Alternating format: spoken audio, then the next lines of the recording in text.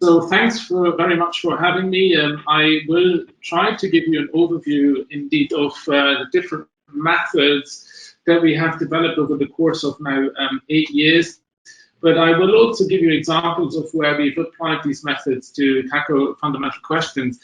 I have put in a couple of slides that focus, or I'll give you some hints in relation to nutrition, as well as food microbiome, as well as then host interaction. So I hope to give you some insights there as to what the potential of our methods is to unravel potentially some questions that you yourselves might be interested in. Okay, so I'm very much interested in using, as Marie already has outlined, systems biology methods to understand key functions of microbial communities. And so I think this is a very exciting era in which we are now able to perform systematic molecular measurements of microbial communities over space and time. And so you have certainly heard about metagenomics, which is, of course, the using shotgun sequencing approaches to resolve genomic DNA from microbial communities. Other terms that might be less familiar to you are metatranscriptomics, metaproteomics, and metabolomics. You're certainly familiar with transcriptomics, proteomics, and metabolomics. The meta just means that we're basically performing these analyses on microbial communities. So why would we want to do this? Well, we think that by basically, again, doing this in a proper systematic manner, that we should be able to get to the point of being able to reconstruct networks of constituent populations, as illustrated in this example, by metabolic networks of, again, these individual populations. But then importantly, if we do this over space and time, we should actually understand how the individual populations interact, for example, via specific metabolites that are either produced by one population and then act as a substrate to another, or vice versa. And then importantly, we would like to, of course, understand how these metabolites then play a role in governing human physiology. And that is illustrated here with, of course, these networks impacting human host metabolism, in this case, of course, initially epithelial cells. The key here is, of course, to understand how, and that is where the time dimension is enormously important, how particular disruptions of these sort of equilibria, so these would be ecological constellations that would be in equilibrium, how they might be perturbed and upset by various different changes in environment, for example. And one key example here, of course, might be, and that is what I'll use as an illustration for this, might be, for example, a bacteriophage predation event that would involve a bacteriophage that would have relatively narrow host specificity and thereby would lead to the exclusion of one particular community member. But more generally, this might be other factors, such as, for example, the administration of antibiotics, which is, of course, classically a means by which specific populations might be purged from the gut, or might be dramatic changes in diet. I will come back to diet in subsequent slides to illustrate this also from another perspective. Right. So we're very interested in following communities over time, because by doing so, we're able to assess which might be the impact of a particular perturbation on the overall meta network, as it were, right? So how a given perturbation might affect the metabolic transactions between different populations, and how that in turn then will affect the overall system with impacts on host physiology. And importantly, by one population being excluded from the community, we would like to understand what repercussions that might have, not least in the context of sort of niche ecology, because once one population is, of course, purged from the system, this opens up this niche for other populations, such as, for example, opportunistic pathogens. Now, if you look into the literature in the context of the human gut microbiome, you will rather rapidly notice that a lot of diseases that have been now linked to imbalances in the gut microbiota also are thought to involve opportunistic pathogens. So it's important to understand the ecology of these communities to really understand how certain perturbations may then give rise to opportunistic populations and in opportunistic pathogenic populations, I should say. And this is, of course, also classically what occurs in the context of, for example, recurrent C. diff infection through the administration over prolonged periods of time by antibiotics. Okay, so coming back just now to the original network, so we think this is indeed now possible. I will give you a concrete example where we've integrated all of this multi-omic data, where we've basically gotten to the point of being able to reconstruct networks of constituent populations through, in particular, de novo genome reconstruction. So what we're able to do through leveraging, in particular, the metagenome and metatranscriptome data is that we can indeed reconstruct genomes de novo of key populations. And what this allows us to do in the context of the human gut microbiome in particular is to look at, for example, how changes in particular in the substrates that will be available to different populations, how changes therein might affect then the success or decline of certain populations. And in classical macroecology, this is typically referred to as the overall resource space, or typically called R. So R might be, for example, in the context of the human gut microbiome, and that's what I briefly alluded to earlier, that might be, in fact, the diet, right? So these are basically different components of the diet that are available to the community, but importantly, not all of the community members might be able to use those components as resources. So this is where in ecology we differentiate between organisms that might be more specialists.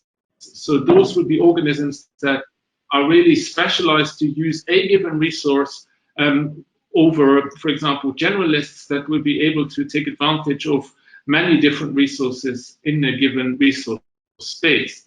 Now, apart from diet, of course, other factors also play a role, such as, in classical microbiology, for example, temperature, et cetera, that have, of course, a major impact on overall the success of populations. But the point here is, by being able to now reconstruct metabolic networks of individual community members, we are able to assess what part of the overall resource space these populations are able to take advantage of. And so what we're able to do, in essence, is what macroecologists have been able to do for a long time, and that is to look at available resources and look at which populations take advantage of which of those resources, and thereby we're able to define what is typically referred to as niche breadth.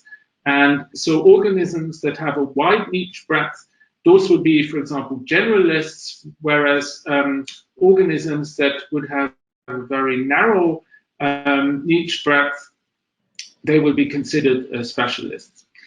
And so other populations that we might be interested in are populations that have a disproportionate effect on the overall governance of these communities, and these are typically populations that in classical macroecology we would refer to as keystone species. So these are typically populations that are not necessarily very abundant, but that, for example, would synthesize a given substrate that would be necessary for all of the other community members to basically be able to sustain metabolism. So with all of that, I hope to have given you a notion that that this is the framework in which we work. And the second idea that I would like now to instill is the fact that this is not fanciful thinking. We have, in fact, and Marie alluded to this earlier, we have, in fact, developed a whole range of different methods that do allow us to do this. And one example is, for example, this, where we've basically been able to reconstruct community-wide metabolic networks. So here on the left-hand side, and I hope that you see the cursor. So here on the left-hand side, you see, in fact, a metabolic network that has been reconstructed based on available metagenomic and metatranscriptomic data. And using various different network topology metrics, we're able to identify specific genes that we would consider as, so to speak, bottlenecks in these networks. And if you could envisage then that those would be removed from this overall community-wide network, this then in turn would result in a catastrophic failure. So these nodes in these networks are really integral to making all of this work. Now, what is important is that by having identified such keystone genes, that through reconstructing genomes de novo, we're in fact able to link these to organisms that would in fact fulfill the criteria to be considered as keystone species. And again, able to trace this back to the genomes of the individual population. So in essence, what we're able to do through the application of these methods is what macroecologists have been able to do for a long time, and that is to identify keystone species in these communities. And again, what I'd like to stress here is that our emphasis is very much on function. Secondly, again, through the reconstruction of genomes de novo, we are able to not only get an overview, of course, of dominant community members, and such as illustrated here in the middle, but we're able to also integrate other omic data, such as in gray here. This is basically how deeply covered the genome is. Then in black here, this is single nucleotide polymorphism frequency, so how much genetic variation there is in a given population at a specific locus. In red, we're able to map on metatranscriptome data, so looking at whether a given gene is expressed at the RNA level, and then in blue here, we're also able to look at if the protein is indeed present. So what we are able then to do, again, by looking at such communities over time and looking in particular at dominant populations, we're able to assess whether specific organisms are able to take advantage of a given part of the overall resource space. Again, this is typically qualified by R, and so to look at whether they have a wide or a very narrow niche breadth. So again, we're able with these methods to, at the molecular level at least, able to do what macroecologists have been able to do in macro ecosystems.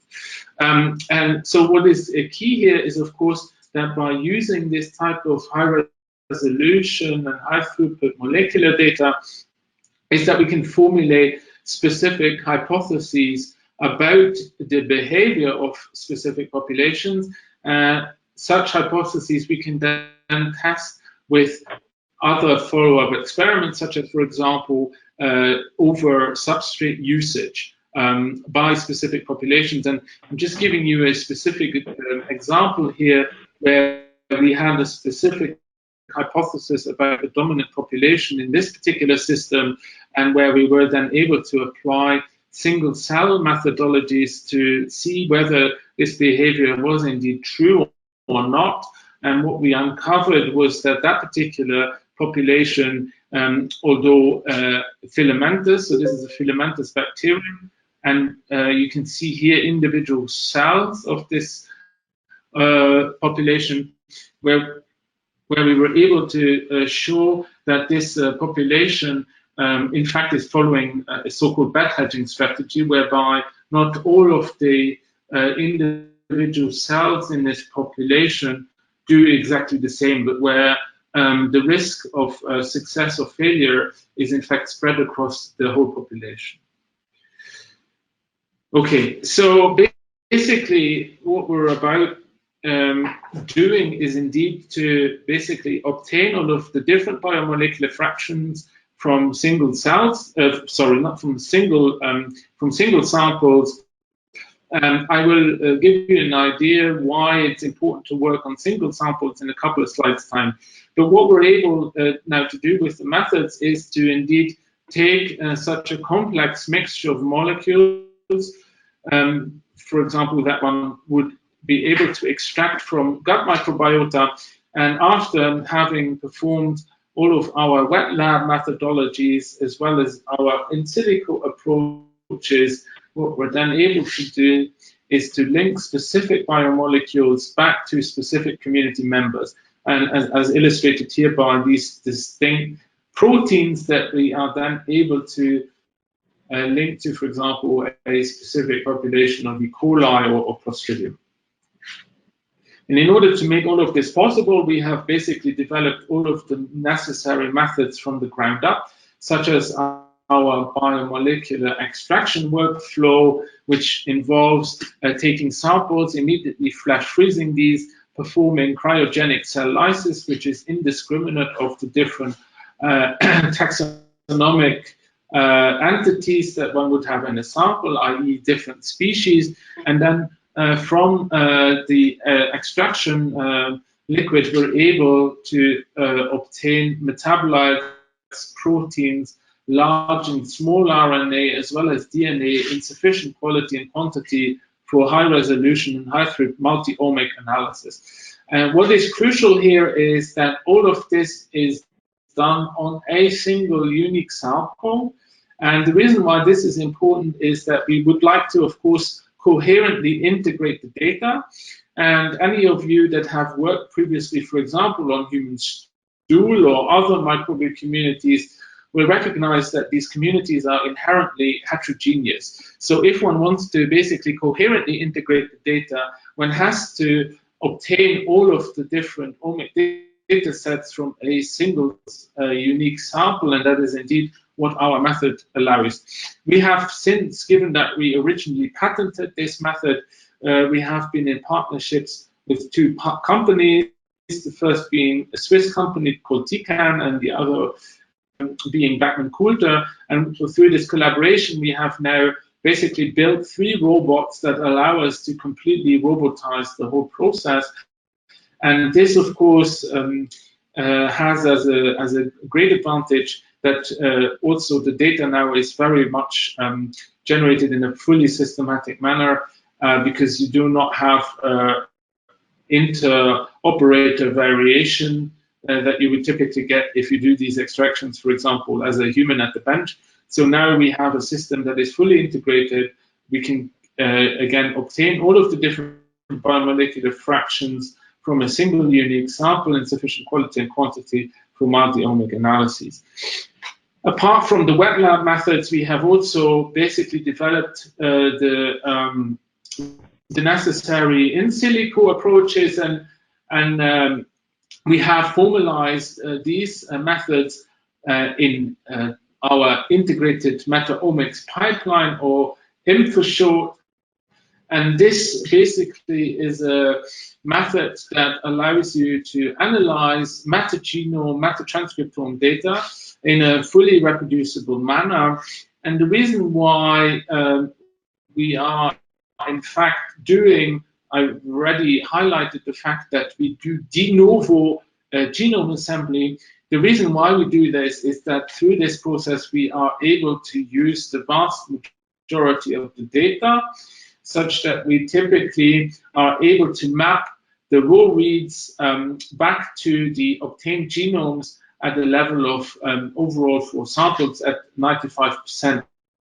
So this is very high. It's high in comparison, most notably to other approaches that people typically still use, whereby they generate, for example, metagenome, metatranscriptome data And they map this then back against isolate genomes that have, for example, been obtained from the gut. And the mapping rates that one typically gets with this is, with such approaches, is between 40 and 50%. And people then throw away like between 50 and 60% of the data that they don't really take into account in their analysis. So by using our workflow, we are definitely able to use the vast majority of the data. And then secondly, it's a fully reproducible workflow such that anybody who uses this the world over on any given data sets will obtain the same results. Okay, so I'm going to talk to you now about the application of these methods. And I'll just start by giving you an overview of the human microbiome, most notably the human gut microbiome, without going into too much detail, because I understand from Marie that you've already had quite a lot of exposure to this field. So I think it is important, nevertheless, to stress that in the context of the human gut, we know from a functional perspective that the microbiome is important because it is involved in the production of energy, well, in the sense of being responsible for us to be able to harness energy from our diet.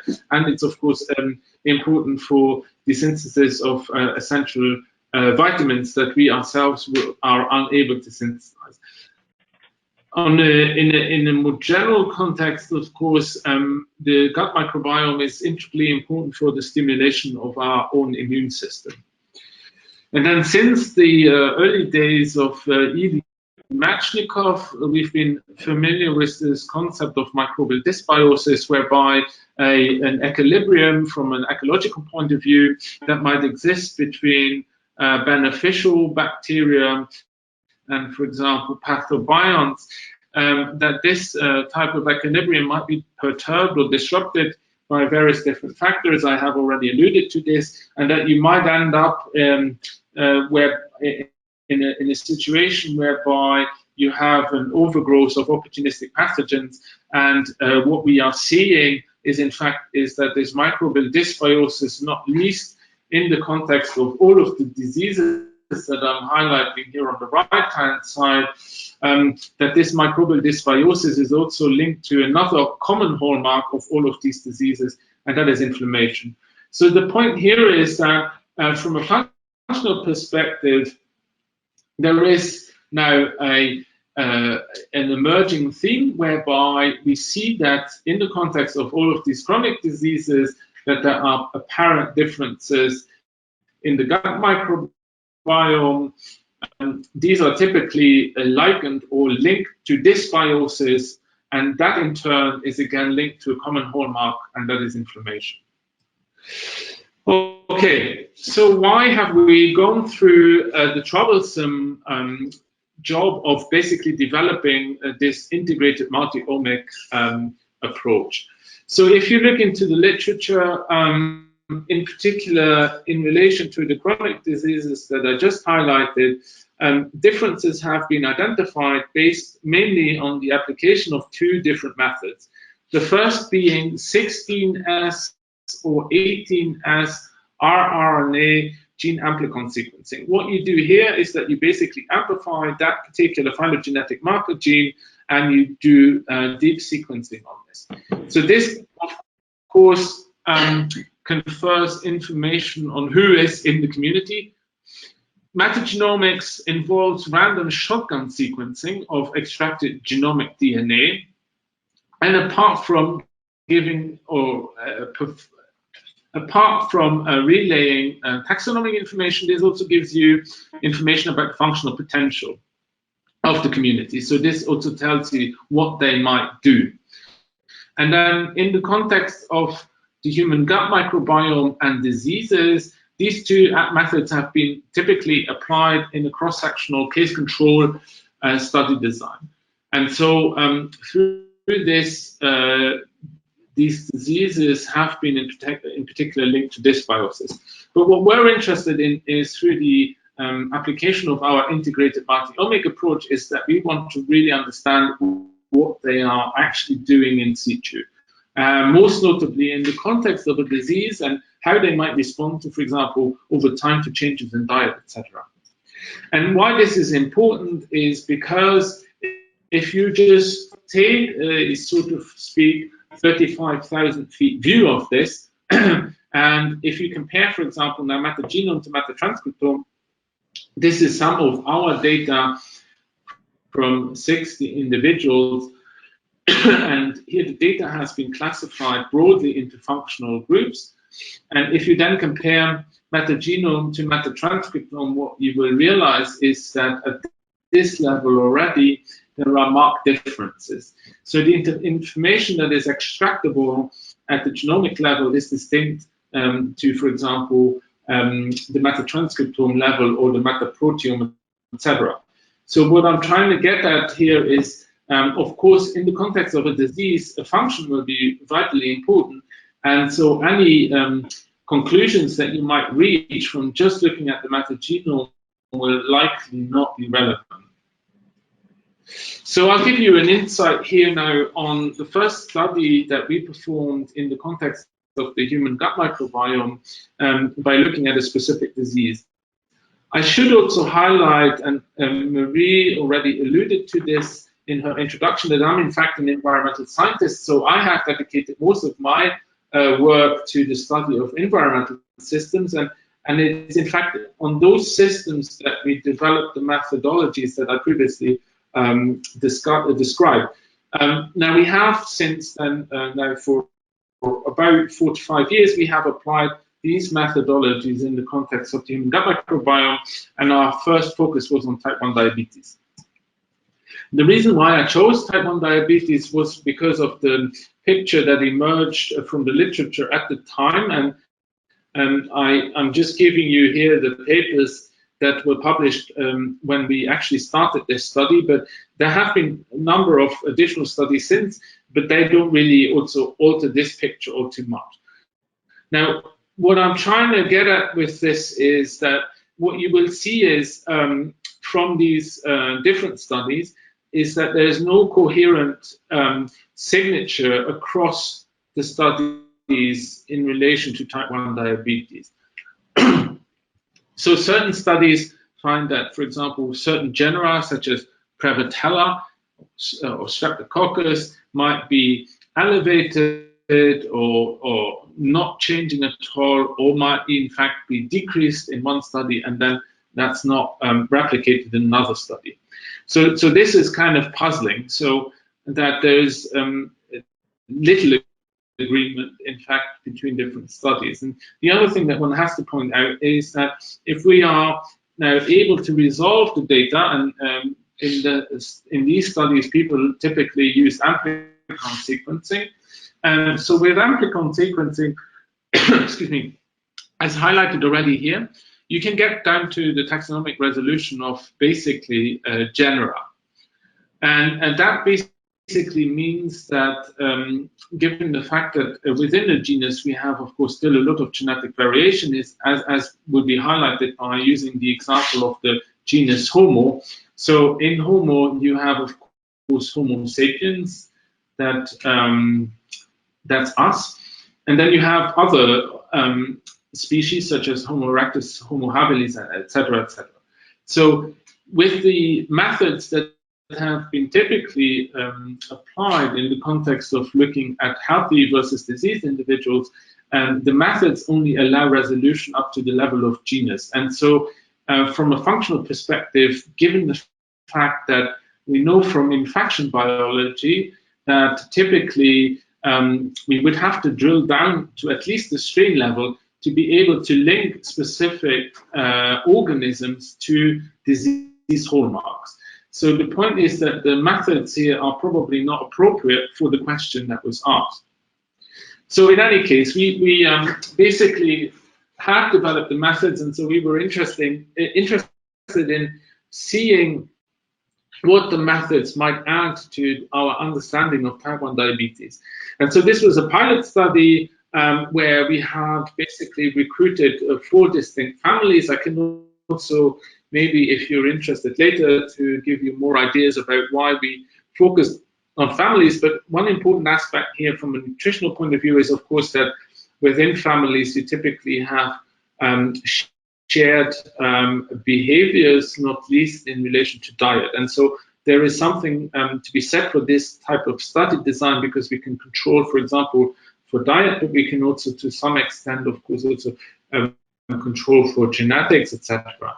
So in any case, we focused on 4 families. The pedigrees of these families are here on the right-hand side. What you see is that in some of the families, or in all of the families, sorry, you have, of course, some incidents of disease, but you also have healthy family members. So we performed basically multi-omic measurement of the gastrointestinal microbiota in all of these individuals. And importantly also, we basically time resolved this. So we basically took samples from these individuals over time. We deeply phenotyped all of the individuals. We sequenced also their human genomes, and we collected a lot of nutritional information. The next slide is basically, in a nutshell, our reinterpretation of the London Underground map of, in that case, I think might be a representation of any mass network. But the important aspect here is that this kind of map that reflects, in fact, the integration from the in silico approaches is, in fact, our means of getting from A to B. And A is basically the raw data that we had generated. So metagenome sequence data, metatranscriptome sequence data, mass spec data for the metaproteome as well as the human proteome. And we also generated, of course, whole human genome sequence data, which allowed us to generate databases against which we could then search the proteomic data from the fecal samples, and that allowed us then also to identify the human protein. But in any case, what this allows us to do is to get to B, which is basically having fully integrated data sets, which we can then use to compare healthy versus diseased individuals. From a more biomarker perspective, this is also interesting, because what we can do is that we can then scan across the different omic levels and really find the most discriminating biomolecular either signatures or single biomolecules. And we can thereby come up with combinations of markers that would allow us to differentiate between health and sick individuals. And importantly, it might also be that these signatures are qualified by higher abundance in the healthy versus the sick individuals. So with this in mind, we of course ask the question, where do we find the clearest discriminant signatures in the gut microbiome at the individual omics levels between healthy and diseased individuals? And I had already now highlighted in the second slide about this, the fact that different studies have highlighted various different taxa or species or at other different taxonomic ranks as differences, but we did not find any generalizable taxonomic signatures for type 1 diabetes in this context. And one important aspect that plays into this is, of course, inter-individual as well as intra-individual variation. So if we now take the metagenome and metatranscriptome data and we resolve it to different taxa, and we look at, again, intra-individual variation versus inter-individual variation, you will see that the intra-individual variation is relatively small compared to, for example, inter-individual variation. And what is also striking here is that, in fact, the intra-individual variation is the least significant.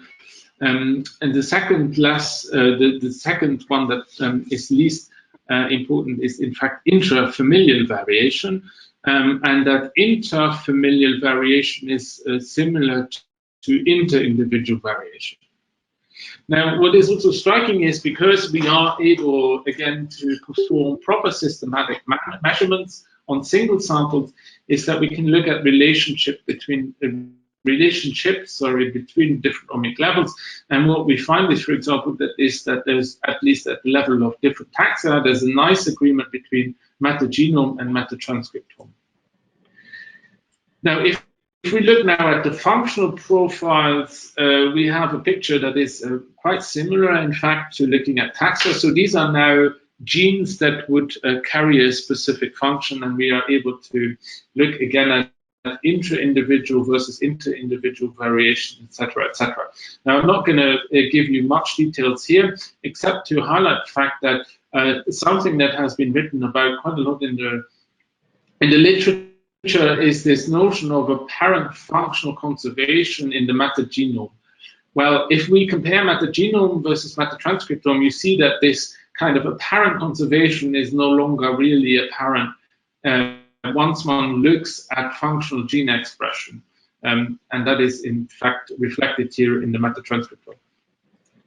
So what I can tell you here is that individuality and family resemblance are observed at all of the different omics levels, and it's very important to take this into account. Now, the important aspect is, again, that we can then look across the different omic levels and see where we find the most discriminating features. And it turned, in fact, out that the clearest differences we were finding, excuse me, for human fecal proteins. And so this was quite remarkable and striking, in that we were finding that the proteins that we were co-extracting, apart from the microbial proteins, from the stool samples, that in fact those proteins were discriminating the clearest between healthy and diseased individuals. And it was all the more striking because these are in fact enzymes that are secreted by the exocrine pancreas. And so these were at lower levels in individuals with type 1 diabetes, and most notably, these are alpha amylases. So we, of course, were quite intrigued by this. And of course, if you have lower abundances of alpha amylases in the context of type 1 diabetes, you, of course, can quite clearly envisage that this would have an impact on overall starch metabolism, and that again, in turn, would affect metabolism in the gut. So we were interested in seeing what this kind of endogenous perturbation driven by the disease, given that the pancreas is, of course, affected in type 1 diabetes. We can have a debate maybe about this later, but we were interested in seeing what kinds of functions in the gut microbiome might be impacted by this. And I can tell you that there are multiple different functions that are impacted. One example is in thymin biosynthesis. So again, these are genes encoded and expressed by the gut microbiome that are impacted by the disease, and that also have a relevance in relation to the disease. So here I'm showing you, for example, that this key enzyme for thymin biosynthesis, so thymin being vitamin B1, that's here in this context, this xylitol synthase, that its abundance is in fact decreased in the context of type 1 diabetes. And thymin deficiency is actually known in type 1 diabetes and is also linked to a number of symptoms that are associated with the disease. I'm not going to go into detail here, but our data certainly speaks to the fact that this is this is related to an impact in the gut microbiome.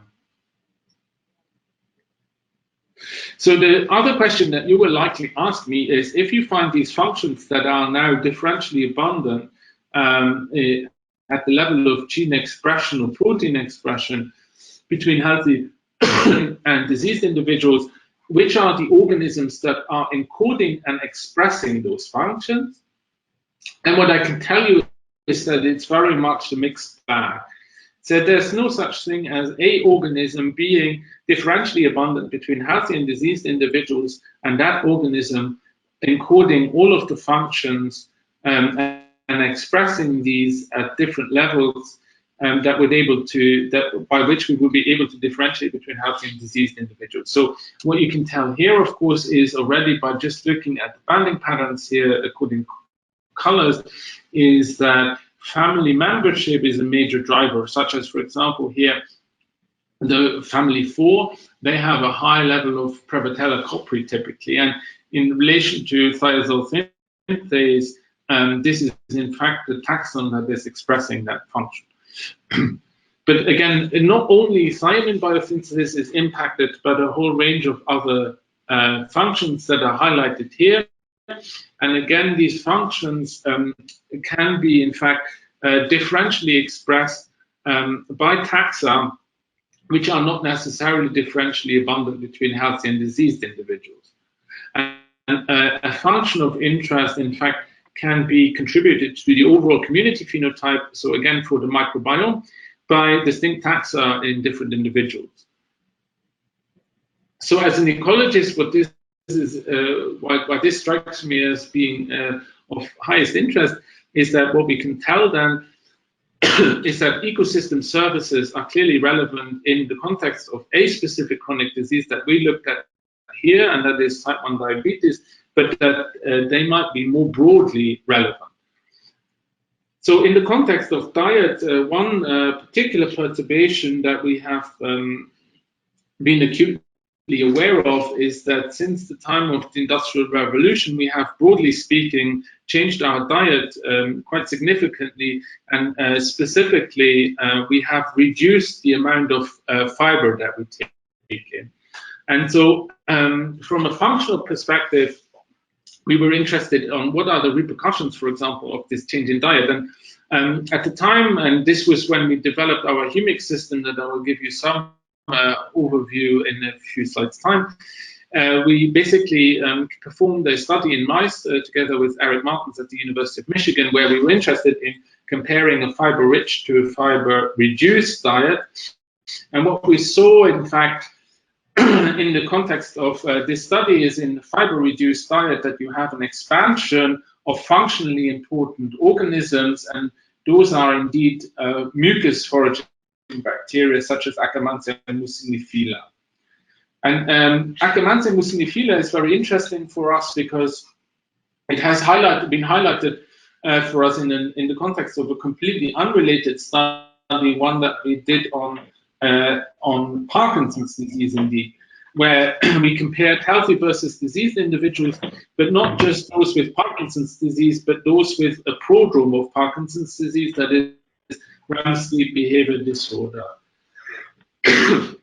And so what you might be able to tell from this rather difficult to interpret graph is that the differences that we saw between healthy and diseased individuals at the level of different organisms being enriched or depleted, these were already apparent at the prodromal stage. So in patients that were suffering from REM sleep behavior disorder, and that these are also associated with motor symptoms. But importantly here is the fact that we see an apparent enrichment in mucus foraging bacteria, such as Akkermansia mucinifila, in Parkinson's disease patients. And what is important to stress here is that particular taxa are not always found at higher levels in Parkinson's disease, but organisms that share a common function, such as the one of mucus erosion. And so, given the expansion of Akkermansia mucinifila in our diet experiment here, what this leads to is, in the context of the fiber-deprived or fiber-free diet, is that you have a thinning of the mucus layer. And this is due to the fact that you have this expansion now in these mucus foragers that leads to a thinning of the mucus and makes these organisms, makes the mice in this case, much more susceptible, for example, by infection with an enteric pathogen. But our hypothesis that we are currently testing is that an enrichment in mucus foraging bacteria in the context of Parkinson's disease might be actually increasing the risk for individuals to be exposed to particular toxins, and I can elaborate on this if any of you are interested later, and that then indeed leads to Parkinson's disease. Another study that we performed, given the fact that we are very much interested in overall lifestyle changes and how they have affected the gut microbiome from a functional perspective, and how that then might be linked to the higher and increasing incidence in chronic diseases, is through, in fact, birth mode. And so in an initial study, we were interested in whether a C-section delivery versus vaginal delivery, if that might have an impact on the gut microbiome, and we did indeed see differences for bacteria, archaea, as well as microeukaryotes. So those microeukaryotes would be, for example, fungi, protists, other eukaryotes in the gut. But in the second study now, that was just published late last year, we were interested in the functional repercussions of this. And so an important aspect here that I'm not going to elaborate too much on is the fact that we are dealing here with samples that are of very low biomass, and so one has to, in fact, be very much aware that one might introduce contaminants that, given the fact that you have such low yields of biomolecules, might become really important. So we have developed both combined in silico and wet lab methods to, in fact, remove such contaminants that can, in fact, be, for example, also RNA, as we demonstrated last year. But the important aspect here is through the development of these methods, again, combined and integrated wet lab and in silico methods, we are then able to basically obtain taxonomic profiles. We're able to reconstruct genomes, look at shared populations, as well as those are different, and we are able to do this at the strain level, and also importantly look at function. So when we look at the vaginally delivered infants versus those that are delivered by C-section at the functional level, what you see is that there are a whole range of different functions that are impacted. And what I can tell you is that there's differences at the levels of genes as well as pathways, and that typically functional profiles of vaginally delivered neonates resemble those of the mother. This is indeed statistically significant. And what you can also tell is that there are a number of functions here that might be of interest in relation to early immune system stimulation or immune priming. And one key example here is on lipopolysaccharide biosynthesis. The other aspect here is, of course, that we are able to identify these functions, and then through having de novo genome reconstructions, that in this case we are able to even resolve to the strain level, we're able to link those then to specific organisms that would encode and express those functions. And so what we were able to do is to track basically function encoding strains from the mother to vaginally delivered infants and also to C-section infants. But for specific taxa, such as those highlighted here in the bottom left, we don't see any representation of those being transferred from the mother to the infant in the case of the C-section. So this transfer of crucially important functions from mother to infant is absent generally in the case of a C-section. And the fact that this has an impact, we were able to demonstrate through multiple different assays. I'm just giving you an example here, and this is for lipopolysaccharides, where we were able to extract lipopolysaccharides from the stool of either vaginally delivered infants or those delivered by C-section, and we were able to use that extracted LPS to stimulate monocyte-derived dendritic cells. And what we do see is that it's, at least for specific cytokines, so IL-18 and TNF-alpha, you only have a really strong induction here in the context of the LPS that was extracted from vaginally delivered infants. And what is important to stress here is that this is on day 5 after birth. So basically, it's nice to see this in a cell culture-based assay, but we also saw the same actually patterns when we looked at the cytokines in the blood of these infants. So what this tells us is that apparently, according to our data, in the case of a vaginal delivery, you have the transfer of specific function encoding strains from the mother to the infant, and that leads to a specific immune priming that is generally absent in the context of C-section. And the key question now is, of course, whether These this difference in transfer is to elevate the risk of developing chronic immune disorders in future. And that is the key question here.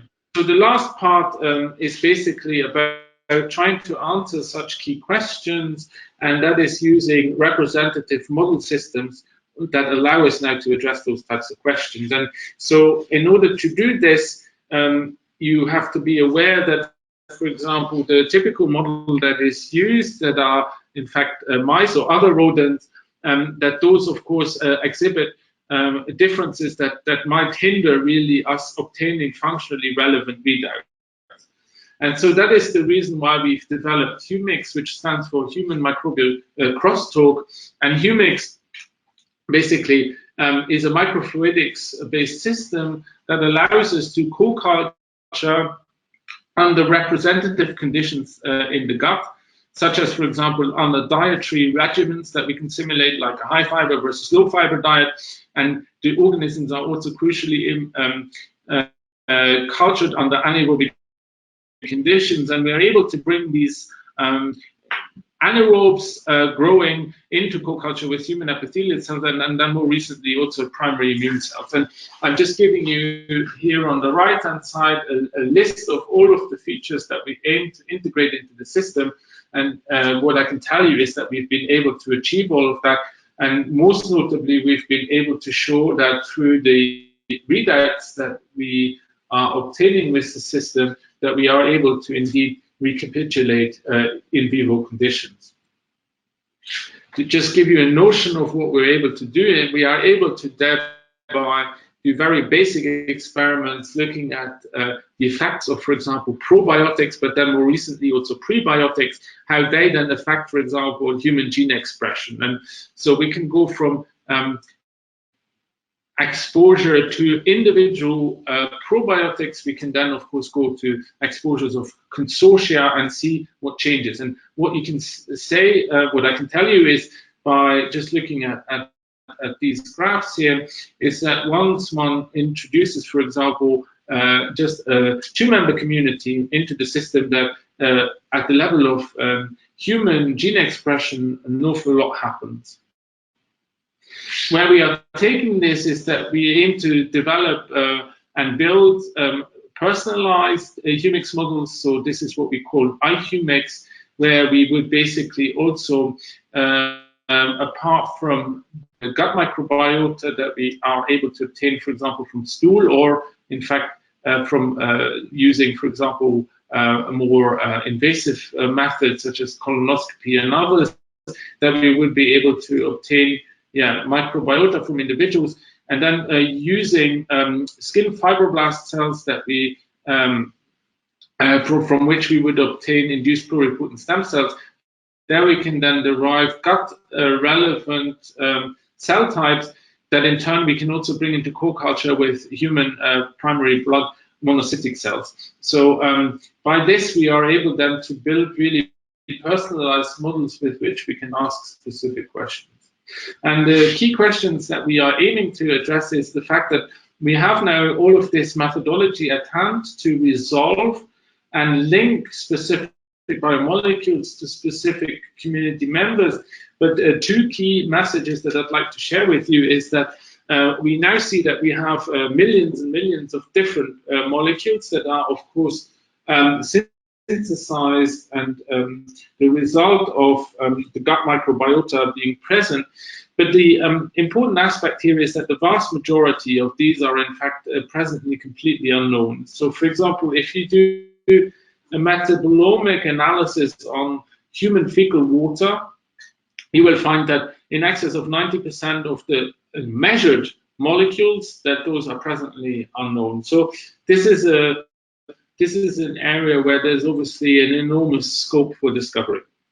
And so we see all of this in the framework of trying to basically condense the omics fog of microbial communities into new knowledge. And so that involves systems such as the iHUMIX model.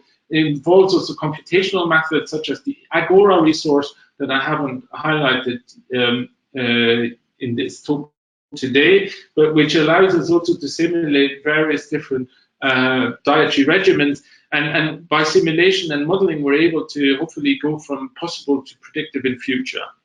And then, of course, this enormous frontier that is the gut microbiome, not least in relation to known unknowns. And so if you do an experiment whereby you would do random shotgun sequencing of genomic DNA from the gut microbiome, you will find that between 20 and 30% of those genes are actually coding for proteins of unknown function.